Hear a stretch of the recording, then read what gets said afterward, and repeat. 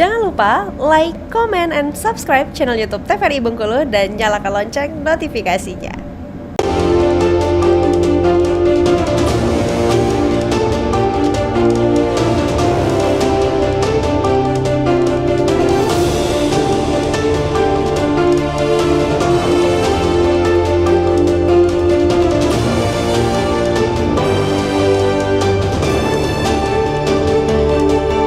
Ya pemirsa, Anda kembali menyaksikan Brendo TVRI Bengkulu edisi hari ini dengan tema subsidi perumahan rakyat.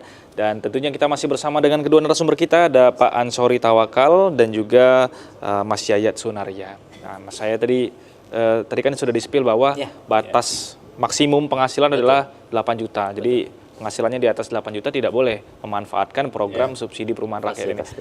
Kalau batas bawahnya berapa nih Mas, minimum penghasilan? Karena kan nggak mungkin pengangguran boleh ngambil perumahan rakyat. Betul. Kalau batas bawahnya, seperti kalau kita hitung dari perhitungan yang biasa kita lakukan, itu dengan memiliki penghasilan 3 juta, itu dia sudah bisa melakukan cicilan atau masuk dengan cicilan di angka 1 juta.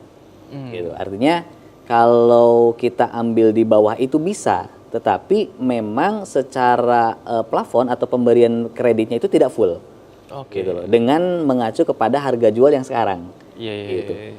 Artinya yang kalau dia berpenghasilan 2.500.000 bukan berarti tidak bisa gitu.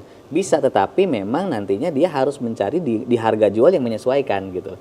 Tapi untuk saat ini dengan harga jual 166 juta dengan penghasilan 3 juta itu bisa dia mengambil KPR atau pembiayaan bersubsidi. Jadi kalaupun misalkan kita ambil batas bawahnya kurang lebih di 3 juta gitu dengan harga jual yang sekarang.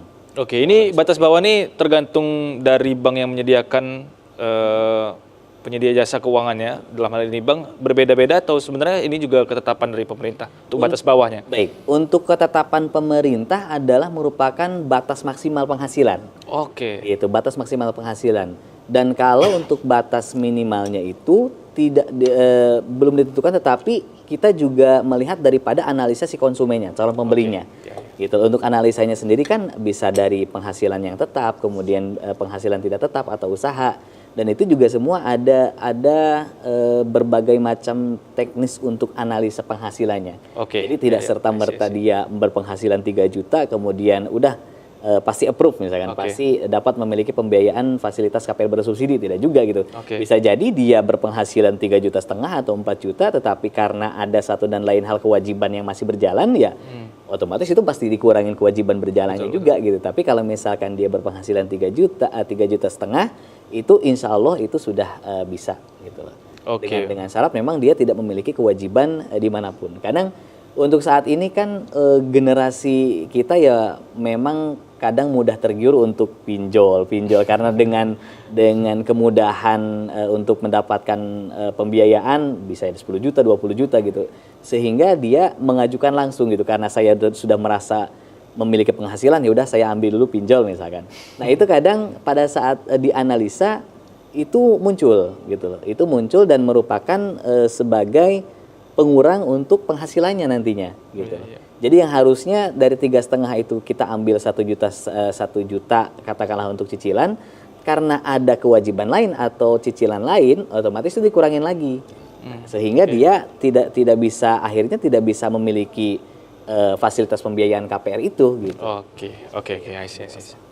Saya ke Pak Ansor ini. Artinya kan resiko ini sebenarnya paling merasakan dampaknya ketika ada gagal dalam hal pembayaran penyedia pembiayaannya dalam hal ini, Bang. Kalau Bapak melihatnya ke depan ini perlu atau tidak ada intervensi pemerintah dalam hal kebijakan untuk melindungi dalam hal ini penyedia keuangan ya, Pak? Ya, memang dari sisi pemerintah, karena Bank BTN ini kan adalah salah satu BUMN milik pemerintah. Tentu dalam berbisnis tadi core bisnisnya memang di bidang perumahan ya, Pak Yayat ya. Tentu ada risiko-risiko yang harus ditanggung, maka sebelum akad kredit istilahnya kan dari bank tentu akan langsung melihat dari berbagai aspek ya, dari sisi calon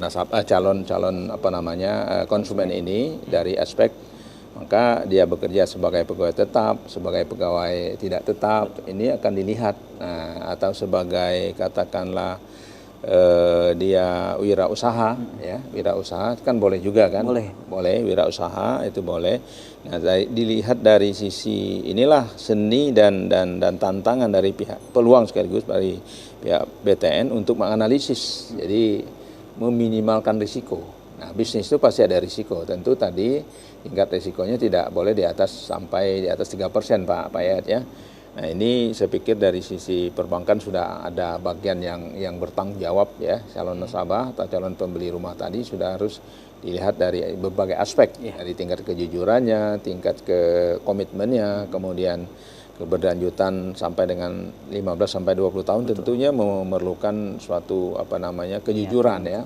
Untuk mengalokasi tadi Pak Yayat sudah menyampaikan skema-skema yang perlu dilakukan sehingga dia tidak membebani ya, artinya biaya hidup keluarganya, sehingga dengan dipotong 1 juta minimal 1 bulan dia sudah aman gitu. Betul. Nah, ini yang paling penting. Nah, kemudian dari sisi calon nasabah atau calon pembeli rumah tadi, dia juga harus menghitung berpikir ya supaya pembelian rumah ini betul-betul ada barokah. Nah, ada barakah berarti niatnya harus lurus. Betul. Nah, niat lurus inilah yang biasanya akan ada saja jalan untuk menutupi kalau terjadi apa-apa. Iya, intinya harus ada kebijaksanaan dari setiap pihak yang terlibat dalam proses ini, Pak. Oke, semakin menarik pembahasan kita akan jeda terlebih dahulu, kita akan lanjutkan obrolan di segmen terakhir nantinya. Pemirsa jangan kemana-mana, tetap di Brendo TVRI Bengkulu.